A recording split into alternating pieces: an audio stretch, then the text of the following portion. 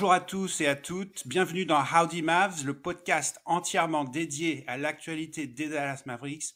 Je m'appelle Barnabé, ravi de discuter des Mavs avec vous. Alors, on est au mois de juillet, la NBA en général, il ne se passe pas grand-chose, mais notre ami Nico Harrison, lui, il reste très actif. Il nous fait des petites surprises, ce qui nous permet de faire des podcasts intéressants, notamment sur la venue de Spencer Dinwiddie à Dallas. On va parler de tout ça avec mes deux acolytes. Le premier qui se laisse déjà pousser le bouc, le goatee, on dit en anglais, le même que Spencer, c'est Quentin. Salut Quentin. Salut, bonjour, bonsoir à tous, où que vous soyez en train de profiter de vos vacances. Et oui, je rends déjà hommage à notre nouvelle recrue et à moi-même qui avait raison lors du dernier podcast en disant que je voyais bien Spencer Dinwiddie arriver. Salut tout le monde, encore une fois, un grand plaisir d'être avec vous ici. Et je suis accompagné aussi de celui qui profite de l'été texan. Salut Nico. Ouais, salut Barnab, salut tout le monde. Howdy tout le monde, auditrices, auditeurs. Et pensée spéciale pour ceux et celles qui nous écoutent aux Antilles ou en Thaïlande, vu qu'a priori on nous écoute là-bas, ce qui m'enchante particulièrement. Et ravi de parler de Spencer Dinwiddie et de vous confirmer que je ne suis officiellement pas Madame Irma. Ma mauvaise prévision l'a confirmé aujourd'hui. Alors effectivement, dans l'épisode précédent, on avait parlé de toutes les cibles possibles pour les Mavericks. Il restait un spot dans le roster et on se demandait la dernière fois on pourrait faire venir. Eh ben, surprise, c'est Spencer Dinwiddie qui va nous rejoindre. Alors, on va parler bien sûr de ce qu'il va apporter à l'équipe. On va donner notre avis sur est-ce qu'il va jouer, combien de minutes, est-ce qu'il va être dans la rotation. Mais avant ça, j'aimerais qu'on revienne sur un peu son histoire avec les Mavs, parce qu'il passait un an avec les Mavs. Il est arrivé à la trade deadline dans la saison 2021-2022, et puis il est reparti à la trade deadline suivante. Alors, est-ce qu'on peut revenir un peu sur son arrivée à Dallas en 2022, notamment avec ce trade avec KP. Nico, est-ce que tu peux nous rappeler un peu ce qui s'est passé à cette époque-là? Oui, avec plaisir. Bah, écoute, si on remonte le temps, on est en février 2022. Effectivement, Dinwiddie arrive à Dallas en provenance de Washington, en monnaie d'échange contre Porzingis, qui était dans une situation bien compliquée aux Mavs. Il est venu avec un autre laiton, magnifique d'ailleurs, on a eu les deux laitons de la NBA en même temps, David Bertans, qu'on a déjà tous oublié, donc un shooter extérieur avec un gros contrat, particulièrement trop gros, regarde la production un peu qu'il avait sur le terrain. Et si tu te rappelles, Barnab, je sais qu'on en avait longuement parlé ensemble, à l'époque, la sensation c'était waouh, on veut vraiment se débarrasser de Porzingis là, parce qu'on récupère quand même pas grand-chose en échange de Porzingis. On avait envoyé Dorian quand même, Dorian Finney-Smith aussi. Non, ça c'est dans le trade un an plus tard. Ouais. Enfin, oui, pardon. Excuse-moi. C'est le suivant. Tu vas aller trop vite. Oui, je me mélange les pinceaux. Vas-y, continue. Je t'interromps. Retour vers le futur. Vas-y. Non, mais du coup, en 2 ans et demi, du coup, en fait, c'est un peu le même sentiment qui domine. On disait déjà à l'époque qu'on a balancé pour pas grand-chose, et quand tu vois ce que sont devenus un peu Dinwiddie et Bertans aujourd'hui, c'est un peu ce même sentiment. On voulait vraiment se débarrasser de l'ami Porzingis. En intro rapide, hein, pour juste présenter un minimum qui est Spencer Dinwiddie, si vous ne le connaissez pas. Deuxième arrière capable de jouer meneur, au moins capable de monter la balle, qui faisait partie un peu, enfin qui a surtout grandi pour moi dans l'équipe des Cols Bleus de Brooklyn, l'équipe de Kenny Atkinson, avec un peu des profils de travailleurs sortis de nulle part. Donc genre plutôt polyvalent, belle capacité à aller au cercle, un bon shoot, mi-distance, 3 points. C'est pas un immense défenseur, mais il a des grosses qualités athlétiques. Et donc il a montré pas mal de belles choses à Brooklyn. Donc quand il arrive à Dallas, on se dit pourquoi pas. On dit toujours c'est pas beaucoup, mais attendons de voir ce que va faire l'ami Dinwiddie. Franchement, quand il est arrivé à Dallas, il a eu des performances assez incroyables.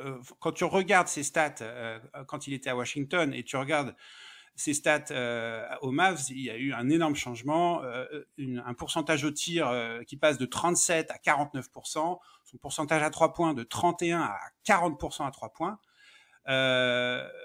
C'était quand même un changement qui lui a fait énormément de bien. C'est ses 2 meilleures saisons de carrière. Alors, Quentin, est-ce que tu peux nous rappeler un peu ses performances quand il était avec Dallas, notamment en playoff? Bien sûr, bien sûr. Bah, déjà pour commencer, rappelez-vous, il arrive donc dans ce trade vraiment surprise, hein, cet aveu de défaite de l'expérience KP. Et certains comme moi, je l'avoue, étaient assez déçus du trade. Je voulais pas qu'on arrête tout de suite l'expérience KP. Dinwiddie arrive et ces 2 premiers matchs, il nous plante des game winners face aux Nets, face aux Celtics, d'entrée de jeu. Donc c'était de la saison régulière, mais il arrive et bam, clairement il a marqué un coup très très fort dans cette nouvelle équipe. Et puis ensuite, pour ce qui est du reste des matchs de cette saison-là, donc au final, il n'en joue pas énorme, il joue une grosse vingtaine de matchs sur la saison régulière, mais il bénéficie de l'effet Luka Doncic, ce dont tu parlais, Barnab, hein, cette énorme montée au pourcentage, c'est quelque chose qui n'est pas inconnu, hein, avec notre effectif des Dallas Mavericks. Quand vous regardez Tim Hardaway Jr., ses pourcentages entre New York et Dallas, c'est pareil. Quand vous regardez Dorian Finney-Smith, ses pourcentages quand il était à Dallas, et puis par la suite, quand il n'avait plus Luka Doncic, c'est pareil. On est sur des joueurs qui d'un coup se retrouvent à avoir beaucoup plus de shoot en étant ouverts, non défendus parce qu'ils ne sont pas le porteur de balle principal. Et dans ce moment-là, c'est bien plus facile de mettre ses tirs. Et Dinwiddie, non seulement il n'était pas le premier porteur de balle, mais il n'était pas non plus le second porteur de balle, dans le sens où nous avions encore Jalen Brunson sur cette saison-là. Et donc pour parler un peu des playoffs et de ce run qui a été excellent, c'est lié énormément au fait que nous avions trois joueurs capables de porter la balle, capables de créer, et on les a même, enfin souvent ils ont pu jouer ensemble, les 3 en même temps sur le terrain, et ça a apporté un panel de solutions tactiques sur le terrain qui ont fait qu'on a réussi à se défaire un peu contre toute attente des Suns, que face au Jazz ça l'a fait, alors que sur certains matchs on manquait d'un Doncic, mais Brunson a été excellent et Dinwiddie derrière était là. Bref, cette seconde partie de saison et donc les premiers matchs de Dinwiddie avec Dallas ont été très très bons. Il a eu plusieurs matchs où il a été vraiment clutch, comme les 2 premiers de saison régulière, et il a assez rapidement fait taire un peu les détracteurs du trade de Porzingis, comme moi, je l'avoue, sur ses premiers matchs avec Dallas. Vient ensuite la deuxième saison, qui, elle, il y a quelque chose qui va beaucoup changer, c'est le départ de Jalen Brunson. Spencer va se retrouver en porteur de balle secondaire derrière Luka. On le voit notamment au nombre de matchs startés. La première partie de la première saison avec Dallas, en fait, il commence 7 matchs sur 23, notamment liés à certaines absences. La deuxième saison, il fait 53 matchs où il est titulaire. C'est simple, il était tout le temps titulaire aux côtés de Luka Doncic, et sur tous les moments de jeu, quand Luka sortait et que Spencer était seul porteur de balle, c'était compliqué. C'était compliqué. C'est ce qui d'ailleurs pousse Nico Harrison à chercher un upgrade en la personne de Kyrie Irving, et il n'a pas hésité à envoyer Dorian Finney-Smith aussi. Et voilà, cette deuxième partie de carrière, si je puis dire, aux Mavs pour Dinwiddie, a été un peu plus compliqué. Sur les pourcentages, c'était vraiment compliqué quand Luka était en dehors du terrain. Néanmoins, l'expérience, en tout cas pour moi, se termine d'une manière positive sur, au final, ces 2 demi-saisons, si on peut parler comme ça, que ce soit le joueur ou même l'humain, jusqu'à certains propos dont Nicolas a parlé lors du dernier podcast. Ça s'était quand même plus globalement bien passé avec l'équipe, et il a sorti, si on peut dire, ses meilleures saisons en tant que joueur en NBA. Donc voilà, pour un petit récap de... Et donc, en fait, ces progrès en passant de Washington à Dallas, ça s'est avéré aller dans l'autre sens quand il est passé de Dallas à Brooklyn. Ses performances étaient bien moins bonnes. Comment ça s'est passé pour lui, Nico, une fois qu'il est parti? Moi, je pense que tu l'as un peu dit, Quentin, mais je vais insister là-dessus parce que je pense que Dinwiddie, c'est un joueur fondamentalement irrégulier. Qui effectivement a eu des coups d'éclat de feu. Je me rappelle effectivement très bien des 2 buzzer beaters d'affilée. D'ailleurs, il y en a un contre Brooklyn, d'ailleurs, accessoirement. Donc, effectivement, tranchant, mais magnifié par Luka, et quand même avec une certaine régularité. Donc, et la suite, d'ailleurs, a montré ça. Moi, je pense aussi fondamentalement, et j'ai rien contre Dinwiddie, hein, j'ai aucun problème avec lui fondamentalement. Je me dis juste que je pense que physiquement, il a eu beaucoup de problèmes physiques. Et je pense qu'il n'est pas au top physiquement. Il se fait les croisés notamment, ce qui n'est jamais une très bonne chose. Hein. Quentin et moi-même, on pourra en témoigner. On a eu ce plaisir-là. Mais c'est pas forcément. Je pense qu'il est vraiment sur une carrière sur le déclin. Comme tu l'as dit, à Brooklyn, il s'est un peu enlisé progressivement. Il était assez loin de l'image qu'il avait pu donner par le passé.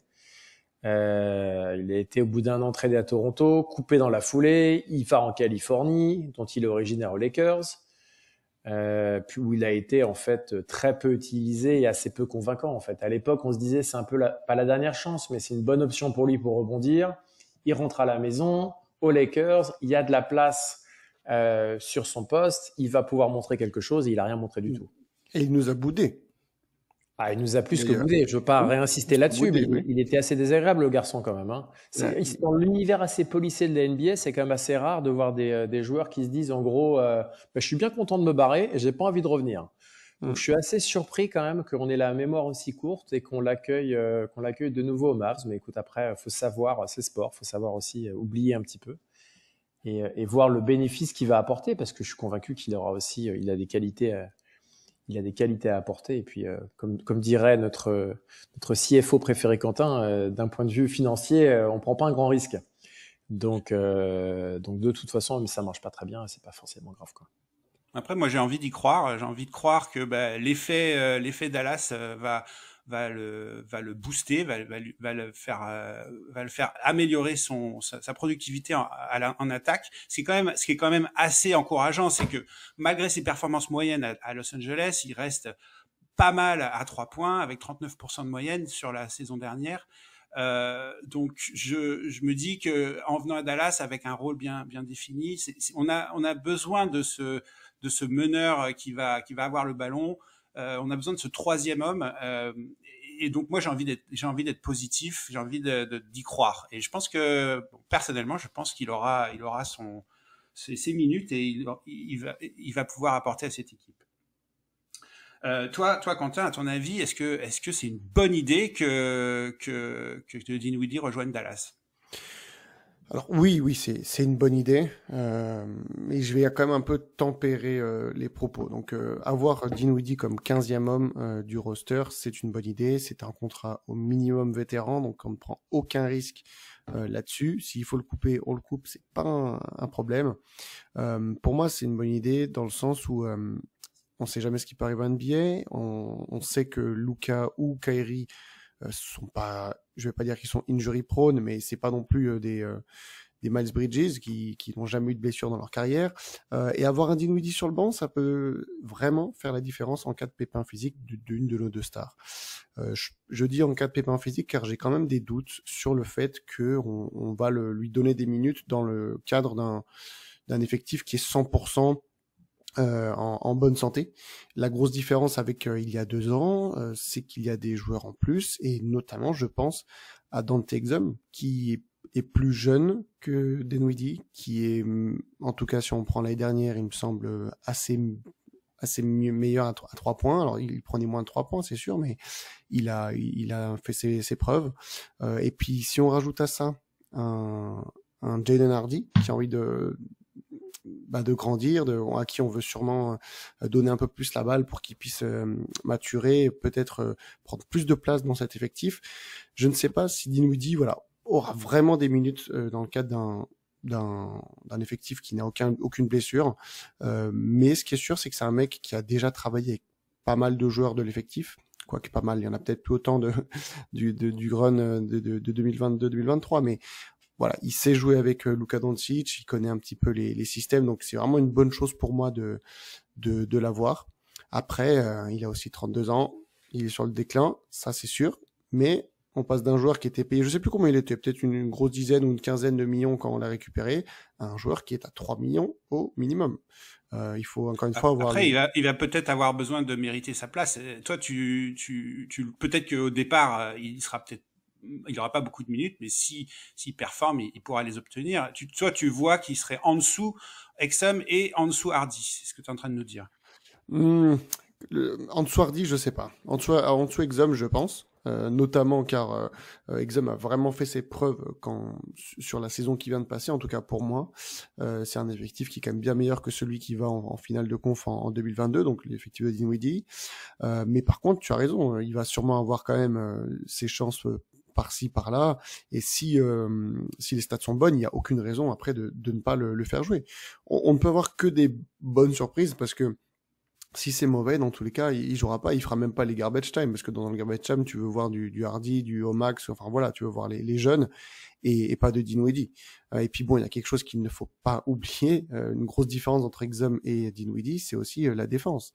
Exum est quand même bien meilleur que Dinwiddie là-dessus, qui 32 ans est vraiment sur la pente descendante de ce côté-là. Nico tout à l'heure disait, on a un joueur qui est athlétique.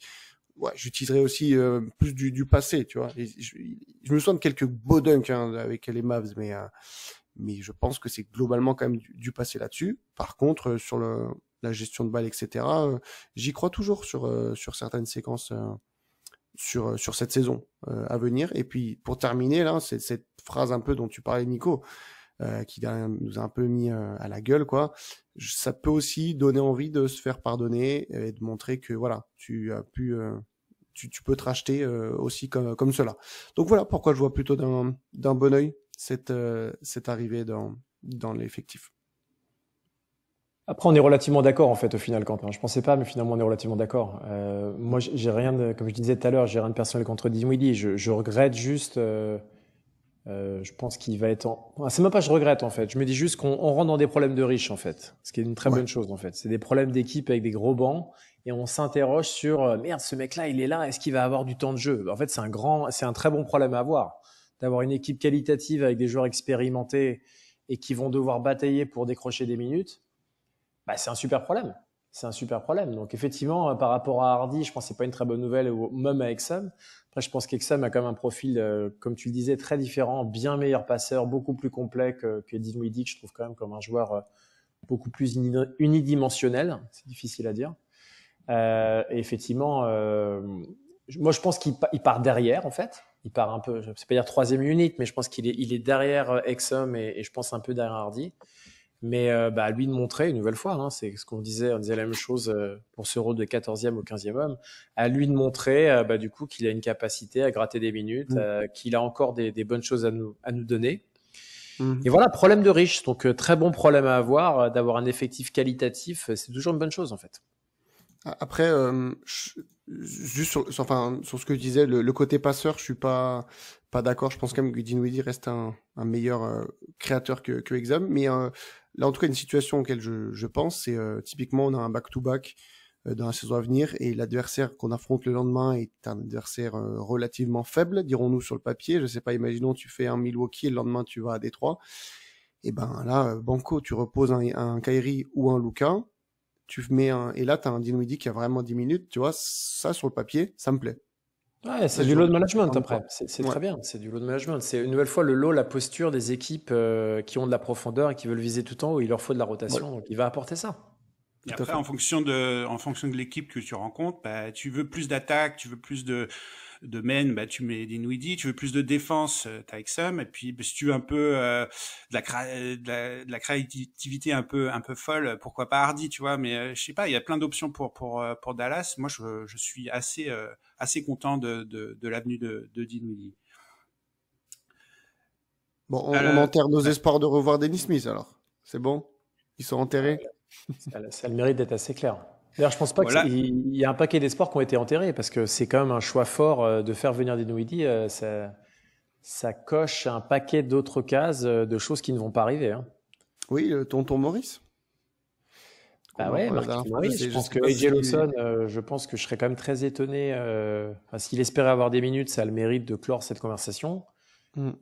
Et notre francophone préféré, Melvin Aginsa, voilà, je pense que là, je ne veux pas trop t'anticiper sur la Summer League, mais cette décision a des conséquences directes sur des joueurs qui auraient pu gratter d'autres minutes. Quoi. Ouais. Bon, alors vas-y, Nico, parle-nous de cette Summer League. Vous pourrez nous faire un petit bilan là de certains joueurs, notamment Omax, t'en as parlé, Lawson, Aginsa. Qu'est-ce que tu as vu pendant cette Summer League? Quel bilan on peut faire de leur performance? Moi, je dirais que le timing en fait de la venue de Dinwiddie, c'est tout sauf anodin en fait. Ça, pour moi, ça concrétise un peu la forme de prise de décision. Je pense, et particulièrement sur AJ Lawson et Melvin Aginsa, s'ils étaient particulièrement sortis du lot, je pense que le front office, il aurait probablement une autre attitude en fait. Il aurait pu prendre la décision de leur donner un rôle, même petit, un rôle au moins symbolique pour la saison à venir, une petite place dans la rotation.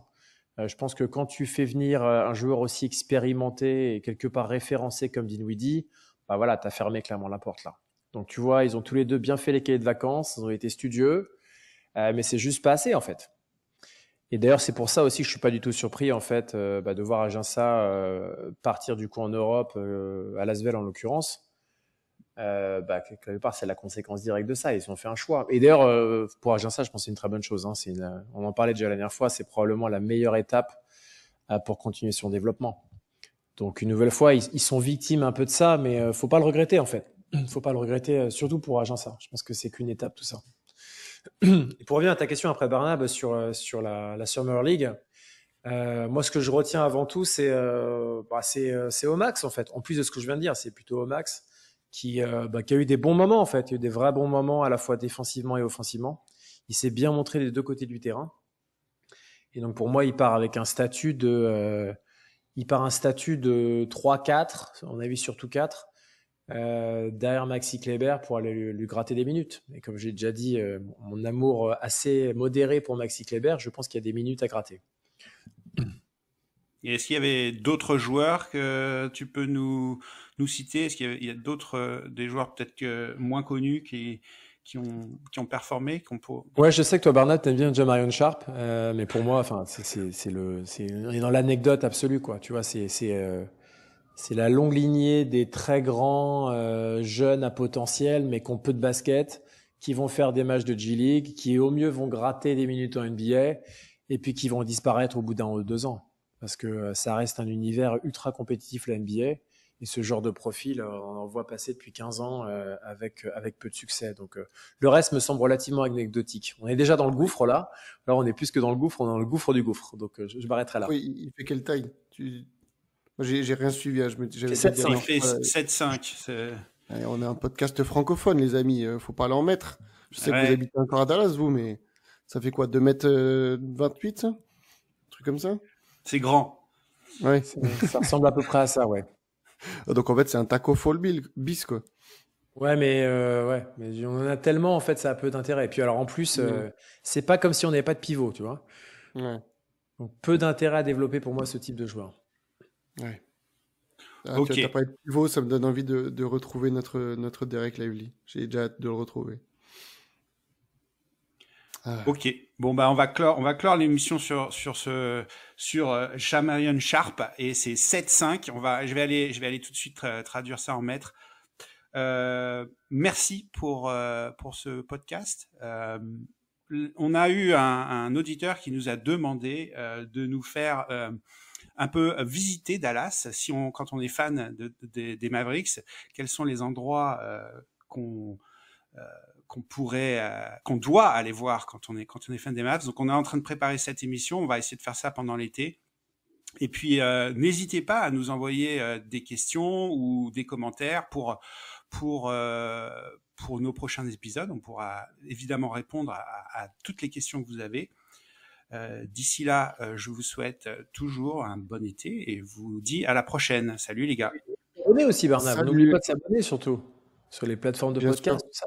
Bien sûr, abonnez-vous sur toutes les plateformes, votre plateforme préférée, que ça soit Apple Podcast ou Spotify ou même Deezer. Je crois qu'on a des auditeurs sur Deezer. Donc abonnez-vous et puis on s'écoute la prochaine fois.